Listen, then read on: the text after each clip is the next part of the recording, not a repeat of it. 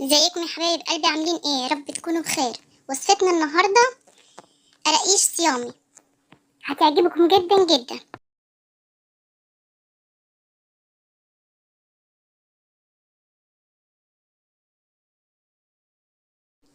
اول حاجه هنعملها، هنجيب نص كوبايه ميه دافيه، عليها معلقه صغيره هرميه خميره فوريه، زائد معلقه كبيره سكر. هنقلبهم مع بعض ونسيبهم على جنب لحد ما يخمروا.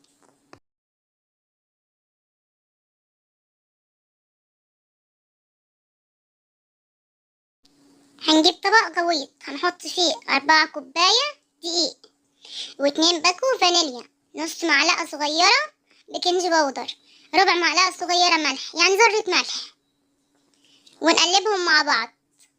بعد كده نحط الزيت ونقلبهم مع بعض بالمعلقة شوية، وبعد كده بإيدك.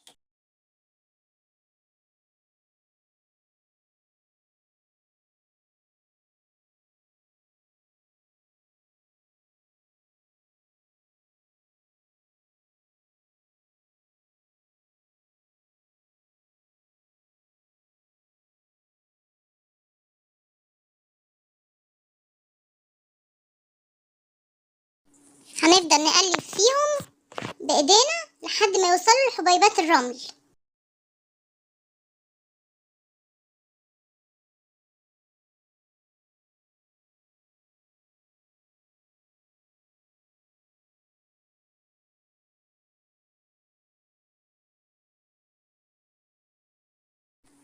وبعد ما نخليهم زي حبيبات الرمل معانا، هننزل بيهم بإيه؟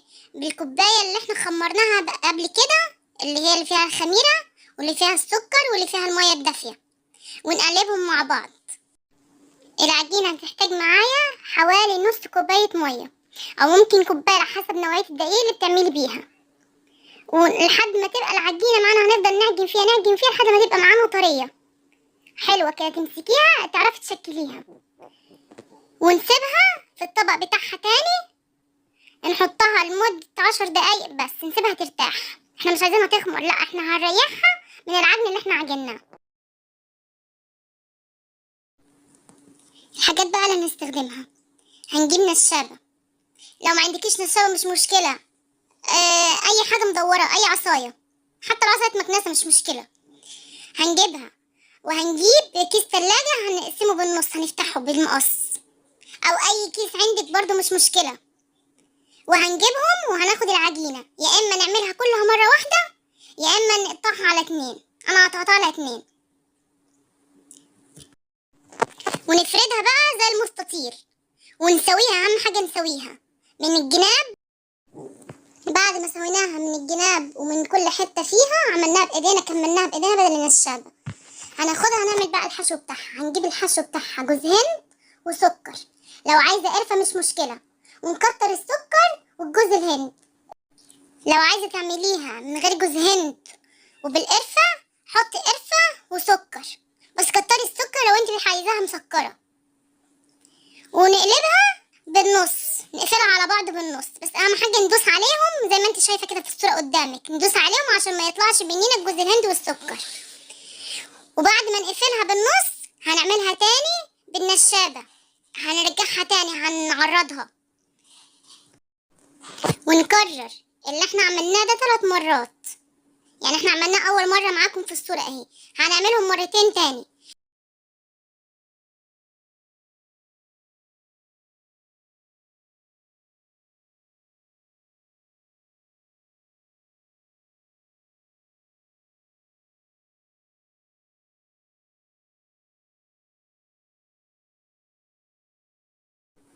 ادي بقى المرة التانية، هندوس عليهم بعد ما نحط جوز الهند والسكر، هندوس عليها بايدينا علشان ما يطلعش من بره معانا، ونسويها كويس علشان شكلها يطلع جميل معاكي في الاخر.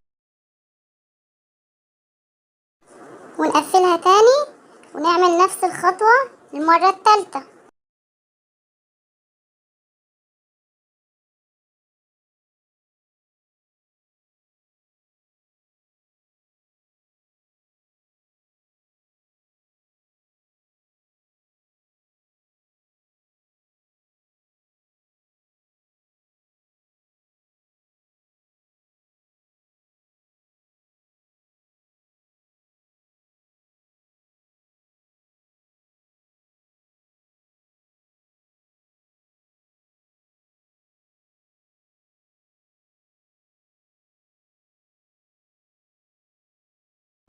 دي بقى اخر مرة اللي هي المرة التالتة، ونقفل على كده ونساوي حلو الطروف بتاعتها وكل حاجة.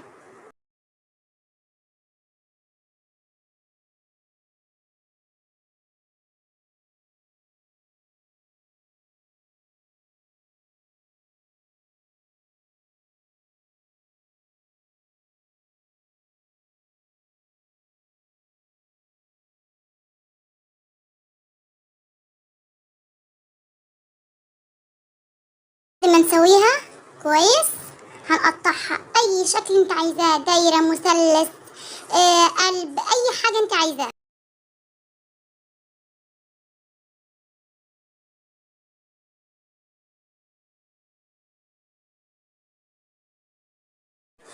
انا بعد ما قطعتها كده قطعتها تاني بالنص عشان المربع كان كبير.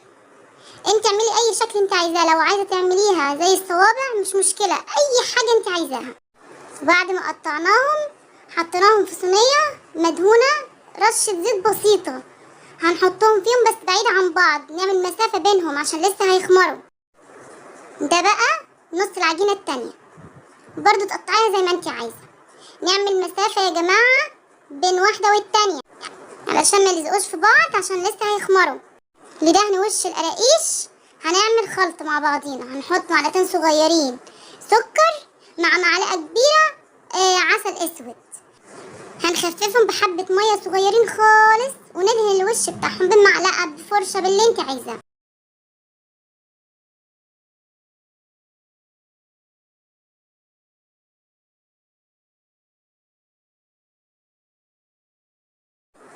بعد ما ندهن الوش بتاعهم هنسيبهم نص ساعة يخمروا.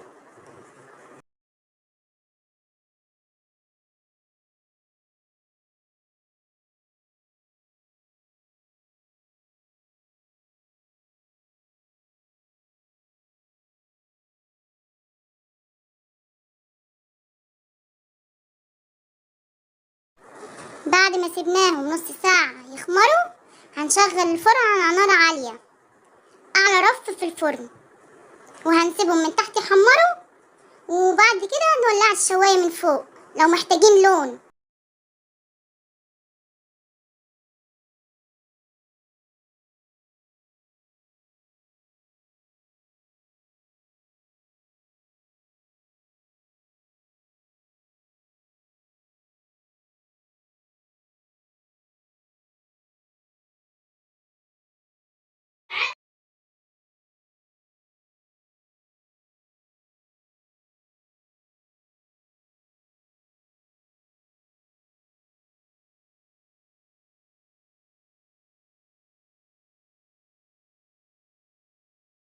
ده شكله بعد ما طلع من الفرن معانا وبرد شوية. لو عايزاه يفضل طري معاكي حطيه في علبة على طول بعد ما يبرد.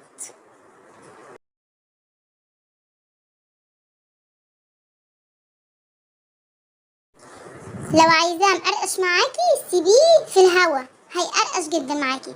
بصي التوريقة من جوه طبقة طبقة باينة.